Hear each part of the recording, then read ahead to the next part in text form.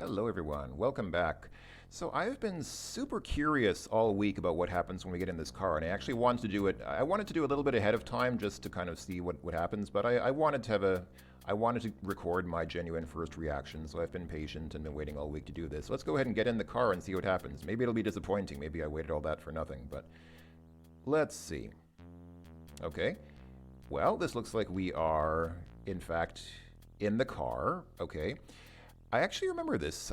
I'm surprised at how little of this game I remember, but I do remember this kitty cat with the spinning eyes. I guess it's a yeah, got one. Oh wait, it's only a suction cup there. Drat. I guess this is a parody of those Garfield things that people used to. Whatever happened to those? You know, I haven't seen those for a long time. I remember I used to see more of those, but it's been a long time since I saw a Garfield suction cup to somebody's window. But anyway, I remember this.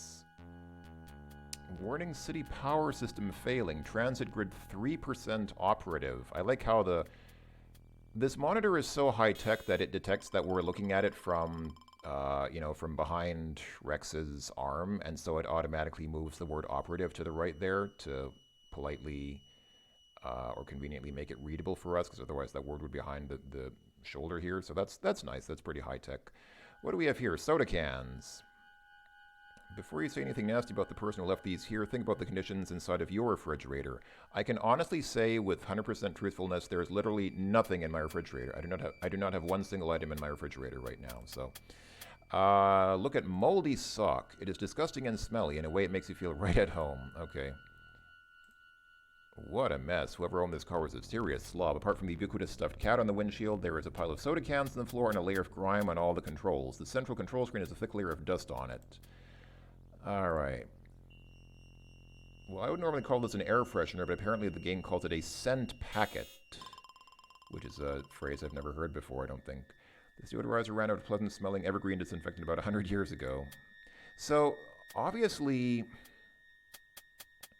I mean, I don't know where we are, but obviously where we are is a place that's been abandoned for a long time, because, you know, there's that skeleton sitting in the guard tower to the screen to the right of here, and then obviously all indications are here that that nobody has used this car in a long, long time.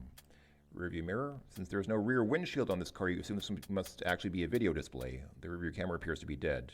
Okay, that's kind of cool. Instead of having a mirror, you have a camera that shows you the view out the back. That's pretty cool. And I guess it's horizontally flipped so that it still looks like a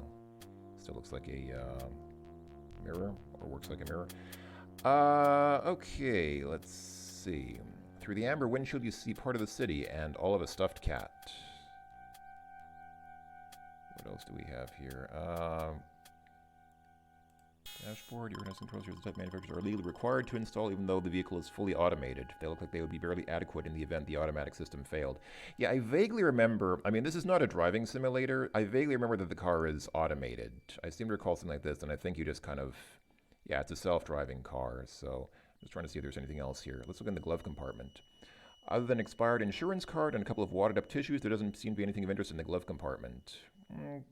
Can we at least get the name of the person on the insurance card? That might be interesting, but I guess it's not. I guess the identity of whoever last used this car is irrelevant now. Okay, let's activate the car controls. Security procedure 44D, scanning, passenger identified as female. Apparently the little scanner doesn't like what it sees. Okay, it didn't like that we are female. Okay, so does that mean... Okay, I guess it does. I guess, wherever we are, so we've obviously left the females planet, and are we really on a different planet now? Because I thought that the whole, wait, how do we get it? Oh, here we go. Exit from car. I thought that the whole planet that we had been on was inhabited only by females, or was it just that one area? Maybe it was just like one country or one city or settlement or something. I don't know. Okay, well, this is obviously an area for men. Then I guess this is sort of the counterpart to the women's settlement. So let's go ahead, and what I'm going to have to do, I guess, is let's see. Let's check this list here. So we need to go to a teleporter. So these teleporters are offline. We could use this one or this one or this one. That's at the weather station. That doesn't help us. And this is, okay, we need to use 3599 because the other teleporter is behind that, that scanner that scans your gender. And if we go through it as a man, actually, I guess we could go there as a woman and then walk to the, it doesn't matter. I guess we could have used the other one, but yeah, because we're still a woman, so we could have walked from there to the gender bender as a woman. That would have been possible, but it doesn't matter. Let's go ahead and walk from here to here. Well, not here, but the next room that I clicked on. There we go. All right, let's go ahead and get bent once again.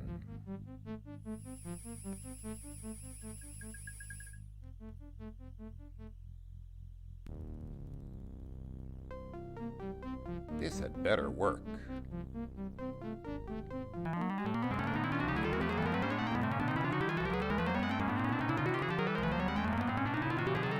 Looks like it's working. Phew. It's a good thing that worked. What would I have done without little Rex? Really? I actually don't know why guys are so attached to their equipment. I mean, other than the fact that you can pee while standing up, I mean, that's definitely. I mean, that is one useful feature, but otherwise, it just kind of gets in the way. Like honestly, I mean, speaking as a guy, I can honestly say it, for me, it just more gets in the way than anything else. But that's just my opinion. Anyway, let's go ahead and go back. Sorry, I know that's a bit of a detour, but I guess there wasn't really any avoiding it.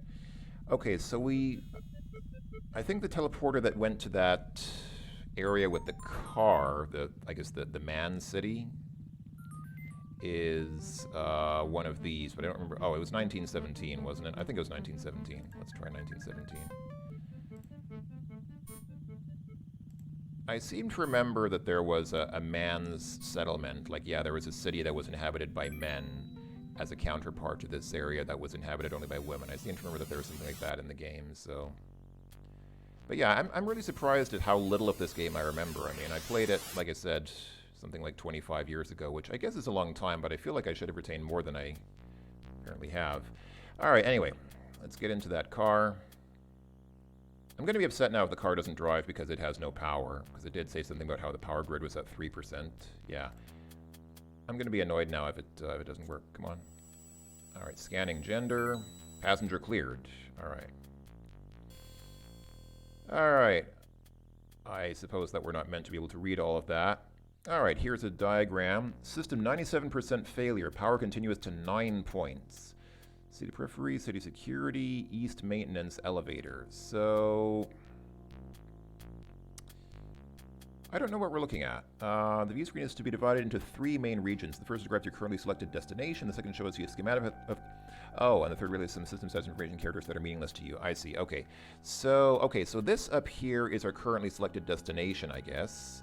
And then this here is a schematic of the city, and then this is, yeah, some language that's obviously not English. Okay, so can I click on... Oh, maybe I use these. Control panel clicks, the control panel consists of a view screen, some kind of indicator which appears broken, and some buttons. Yeah, okay, so we have a black button, a white button, and a green button. So these are obviously arrows, so if we press these... Okay, I see. So it chooses where... Okay, so I guess this red thing is where we are right now. And if we press these buttons, it cycles through where we can go. Okay, fair enough. Okay, so, yeah, and what's flashing here is our current... Okay, so this is at 14 Power Tool Avenue. There's the Sandbar Restaurant and Polly's Pleasure Dome there. Yeah, this is obviously a very masculine environment.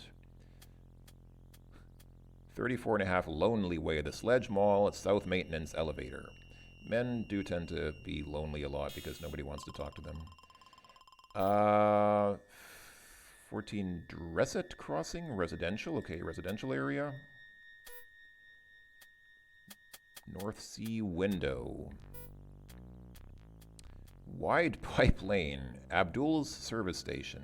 I'm going to guess that most of these aren't places we can go to. I don't think that they're actually... I mean, if the system's at 97% failure, I'm going to guess that most of these are not actually accessible. 400 Eduardo's Newsstand, Buckluster Video. Remember when Blockbuster existed? I remember that. Williams Bypass, Maintenance Access. Okay, and that... Okay, and that... So I'm going to guess that this is this. So, City Security and East Maintenance Elevator. Okay, so that's that elevator that we saw before.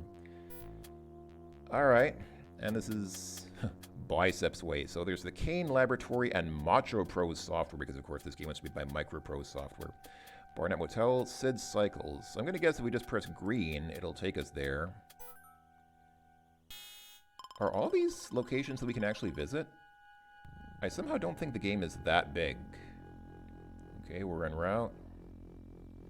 I mean, that would be a fair-sized environment to explore if we can actually go to all those places. Well, we're here. Gosh. I'm just curious. Hold on. I mean, it can't be that all of these places are actually visitable, are they? There's no way. I don't. Let me just try going to some random places because I'm just curious. I don't believe that they actually built all these places into the game. That seems like something that, you know, sometimes you get an idea of what adventure game designers are actually willing to do, and that just doesn't seem like something that they would do. It doesn't seem like they would actually give you, like, I mean, this game's been very linear thus far, and so suddenly give you 8 different places that you can just travel to at will. I mean, obviously it could be done, but it just seems like I'm skeptical. Well, maybe I'm wrong. Maybe they really did. Wow. Okay. Gosh. Can we walk down the sidewalk, or is that... Yeah, this is a big city. It's hard to stay close to your car so you don't get lost. Okay, so we can't really explore the city. We can just kind of warp to any of those places that we saw.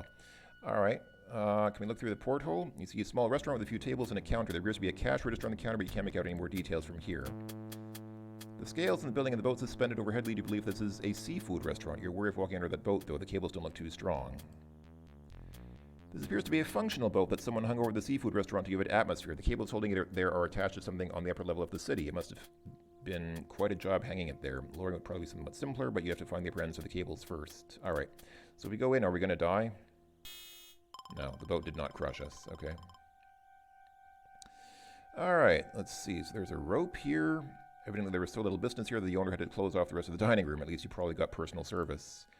All right, can we take the rope? I mean, rope is something useful to have. It's not even real hemp. If you leaned on it, it would probably disintegrate. You have no use for such a lousy piece of rope. Okay, fair enough. Marlin drove in the back hole, smelling the room up. The strange sea monster head near the cash register looks rather odd. You wonder if such a beast could possibly exist. What, this? This looks like... Oh, that's interesting. Gives you the same message for these two things. This looks kind of like Bowser from the Mario games. Alright, there's a cash register here. Looks old and decrepit like everything else here. This must not have been a very profitable restaurant. You can't help but think that a few more tables would have... So... They often put unnecessary apostrophes into this game. I've already pointed out several. This is a place where they should have had an apostrophe, but they didn't put one in. Can't, I mean, this word can't is something else. It's like an angle, isn't it? Like there's a cant hook or something. But this should obviously have an apostrophe between the N and the T. You can't help but think that a few more tables would have helped. Well, I mean, it just said, these tables probably weren't even used at all. It's clear that the owner of this restaurant didn't spend a great deal of money on tables. He probably grabbed these old coil spools from a nearby junkyard. Yeah, these are obviously just wooden spools of something that have been recycled. Steps of cheap plastic molded chairs always make your back hurt. That's true, they're not good for your back. Cash is the only thing on the counter that catches your eye. Ice chests. Look, they might have sold fresh fish here too. There are 3 ice chests built into the counter. They probably haven't been emptied in a long time. Can we open the ice chests and see what's inside? Just before your hand reaches the handle of the nearest ice chest cover, you pause and think for a moment. How long has it been since these bins have been cleaned? Could there be 100-year-old dead fish inside of these things? Since you forgot to bring your anti-chemical warfare gear, you decide not to open the chests. That might be a wise decision. What about the cash register? Can we open the cash register? You hunt around for more, eventually finding the no sale key. Ooh, something's there. A padlock key. No, I didn't want to take the whole cash register, just wanted to take the key. You figure this might come in handy and quietly slip it into your pocket. That probably makes sense to do.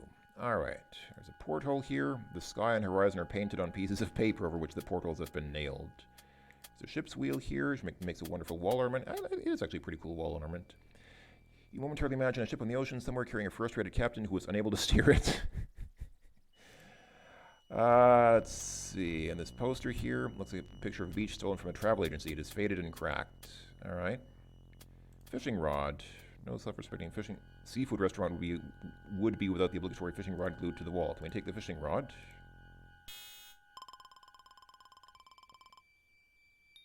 Oh, yes we can. I thought we might not be able to, but apparently we can. You grab the fishing rod from the wall, bend it around a few times, and carefully stuff it into your pocket. You sincerely hope that the rod doesn't choose to expand unexpectedly like in grade school and destroy your pants. Okay. Let's see. Can we disassemble the fishing rod? Oh, I did not realize that would work. Okay, you pop open the case and remove the fishing line cassette. There is a lot of fishing line in this cassette, probably several hundred yards of micro-thin fiber. Okay.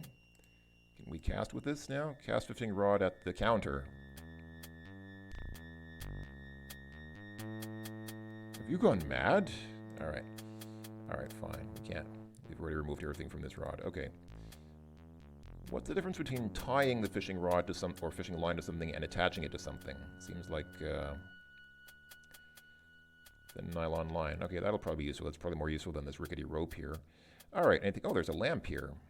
Take a lamp's cast to get dim over each table. You're surprised that the obviously cheap restaurant owner was willing to pay for the electricity to light this place. I'm surprised that the lamps are still running. I mean, who's maintaining the power plants that supply electricity to this city if sold dreaded starfish have been attached to the wall with a staple gun. Can we take a starfish?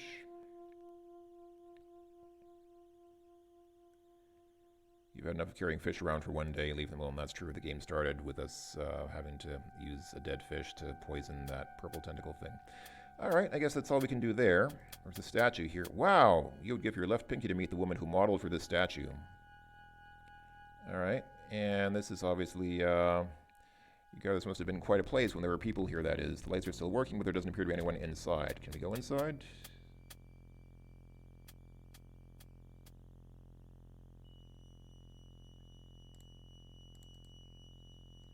It appears to be locked. The lock mechanism also looks corrosion welded. Even if you had a key, it's unlikely you'll be able to get this thing open. Okay, I'm gonna guess then that this padlock key does not unlock.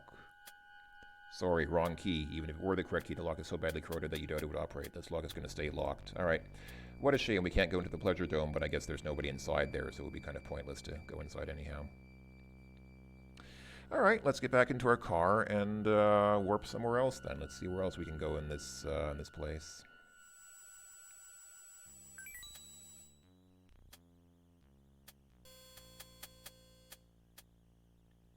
What is it with leveled cities, now that I think about it? A lot of games, like really a lot of science fiction scenarios have two leveled cities where, you know, there's an upper level and lower level. I get that it's supposed to be sort of an analogy for class. Like, I mean, it's a very physical sort of metaphor for economic and social class. So you have the upper class and the lower class. But is there really any benefit to building a city like this? I guess it saves on space. I guess when cities have a lot of people in them, you kind of need to build vertically because, you know, spreading out in 2 dimensions doesn't give you enough space for that level of sprawl. All right, let's see. So, Sledge Mall and the South Maintenance Elevator. Can we go here? Wow. I'm still just a little incredulous that we can actually go to all those places. Usually when you have adventure games that give you a huge list of possibilities, there are only a very few of them that you can actually make use of. Like, I'm trying to think of an example. You know, like in Space Quest 1. Remember in Space Quest 1, In the VGA remake, you had all those droids that you could see at the Droids BS shop, but I think you could only buy a couple of them because really there would be no point in making all the code to be able to buy like 20 different types of droids. Okay, so we have O'Donnell's. Oh, obviously a pun on McDonald's. Someone's running a special on internal organs. You wonder if they were being sold as replacements or as stew meat. Oh, that's part of the same sign. O'Donnell's Lungs Sale. Fredlund, Coulter, and West. Oh, are these all part of the same? I don't know. Now that is a big mall. There is no end in sight. There is no entrance in sight for that matter. The mere thought of entering a mall sends shivers down your spine. What? Why does he not want to enter a mall? What does he have against shopping malls? Alright, it's a bike rack. Looks like a hitching post for horses. The presence of such a device strikes you as out of place in a city which uses MLVs for transportation. Handicap sign. This culture must have taken their designated handicap parking spaces seriously. In fine print at the bottom of the sign you read, violators will be given good reason to park here. That's kind of funny. That's a little clever. That's worth a chuckle, I think. Alright, there's an elevator here. You can see that it does not stop at the upper level of the city, but in fact runs all the way up to the room in the cylinder which the city was built in. Can we go into this elevator here?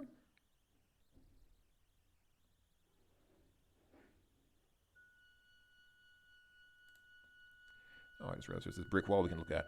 The brick continues up to the next level, then gives way to sheet metal. You pause again to marvel at the size of the cylinder in which this enormous city is built. It's too bad that you can't really see it. I mean, you just see all these, individual scenes from it, but there's no way, it's not a first-person game. You can't just look up and see that huge skybox surrounding you, which is a little unfortunate, but oh well.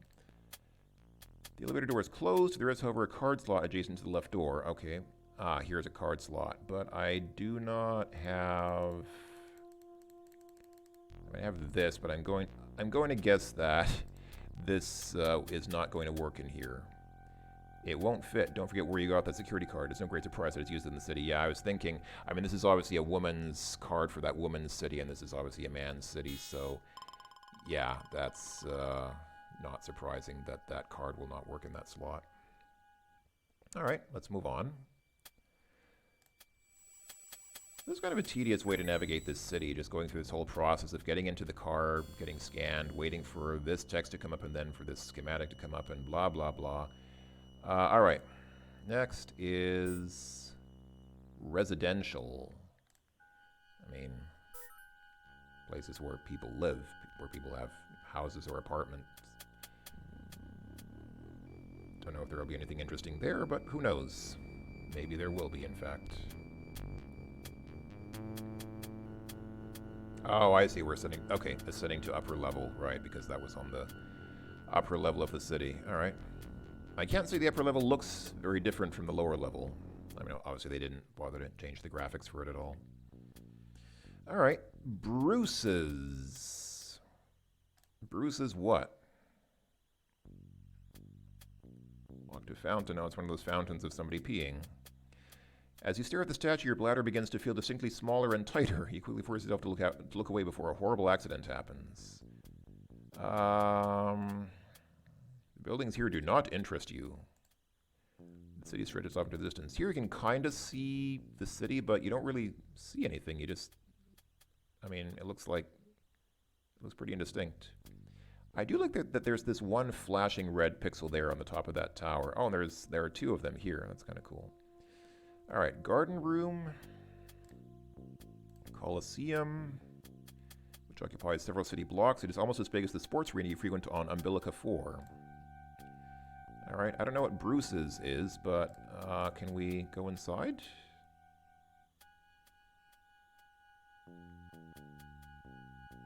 Looks like we can. Okay. Wait, is this Bruce's house? When it says Bruce's, does that mean Bruce's house? Does his house have a huge neon sign over it advertising it as his house? So pictures between various pieces of junk on the walls here. Someone probably considers these art. You consider them terrarium lining material. The masks. Ah, yes, the obligatory theatrical masks. These could probably be used as targets at a skeet shoot. Yeah, the masks of comedy and tragedy. Neon lights. Neon lights. How could someone actually put these things on his wall? Okay. Yeah, I mean, I guess this is... this is his house, but who puts a sign like that on their house? Can we open this window? I'm gonna guess no. Nope. You can't think of any way to get this particular window open. Wow, if you can't think of a way to get a window open, that must be a pretty complicated window.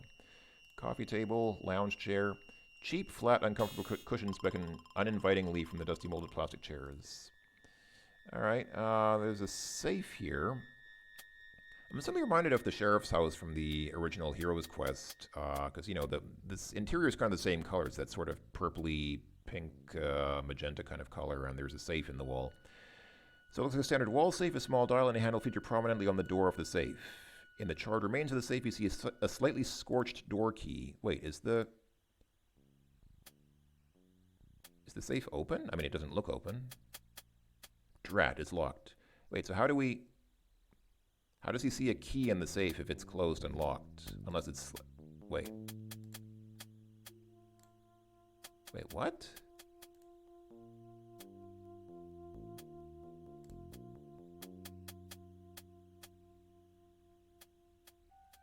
I don't understand. How does he see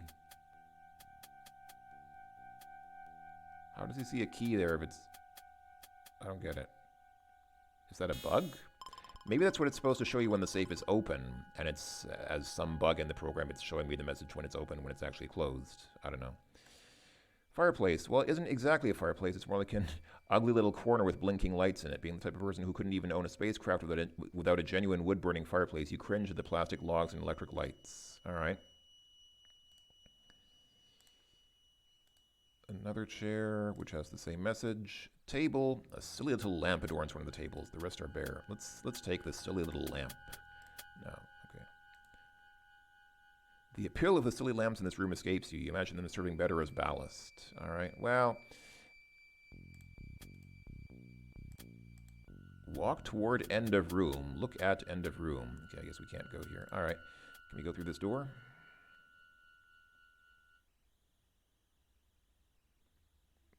Yeah, the decor in this room is not much better. So there's a rug, there's a changing screen, there's a slip. These look like the items Bruce is wearing the photograph across the room. Wait.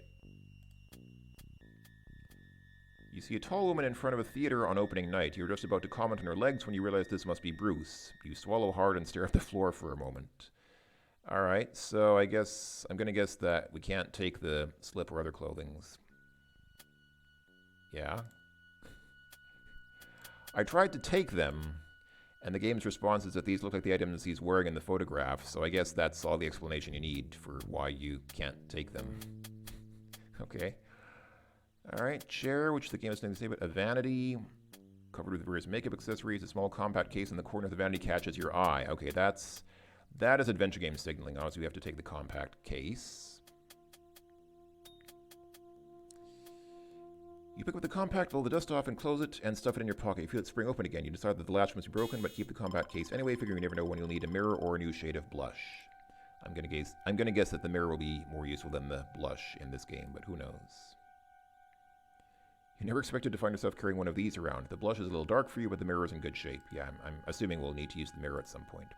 Yeah, use it to reflect something. Use it to reflect the lamp. You see a reflection of the lamp. It doesn't look too different than the original lamp, just backwards. All right. Oh, maybe we need to look at something backwards at some point? Who knows? A fluffy feather mattress lies atop a purple molded plastic frame bed. You're a little tired, but you know you have better things to do than take a nap just now. Besides, you'd probably asphyxiate in the dust cloud that would rise for you to try to lie down here. Oh boy. Flower pots. Souvenir tickets. The laminated and framed theater tickets bear the name of the show, Love Thy Enemy. Isn't that thine enemy? These must have been for one of Bruce's performances. There's a wig stand. Bruce must have had half a dozen wigs, each with its own stand. And this should not have an apostrophe. They are small styrofoam figures in the shape of a humanoid head. All right, here are some pictures. Which is the game to say about. Can we take anything? Can we take a wig? Don't have any wigs and therefore don't need any stands. But there's a wig on the stand. Can I not take the wig? Apparently not. Can I take the pictures? Nope. Scones. Alright. Table. A magazine review of Bruce's first stage performance. You scan it quickly. Only the passages could swear they were real and thought the enemy had broken in stick in your mind. The reviewer must have liked the show. He gave it 4.5 stars. All right, fair enough. What Bruce lacks in interior decorating taste, perhaps he makes up for in performing ability. All right, there's another lamp here, which perfectly matched the tacky decor found everywhere in this condo. As ugly as they are, they at least do a good job of keeping the room lit. And here's a director's slate. You gather from now to the door that Bruce aspired to be a director. Oh, I see. There's a crop as well. And a okay, here's a megaphone, a director's slate, and a crop. Can we take any of these things? Like in... Okay, we can't take the megaphone. We have no need for that. And we can't take that. Oh, and there's a beret as well. Which we also can't take. All right. Well, I guess I'll go ahead and call it a video for now. Let's go ahead and save here.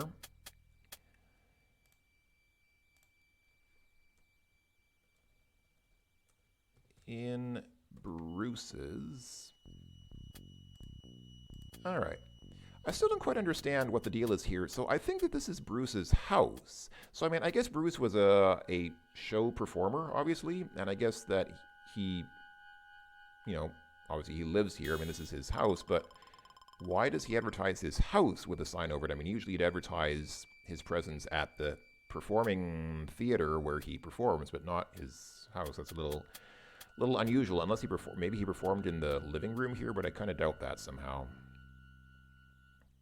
I don't know. Maybe we'll find out later. Anyway, thanks for watching, everyone. Hope that you enjoyed, and I will talk to you all later. Bye-bye for now.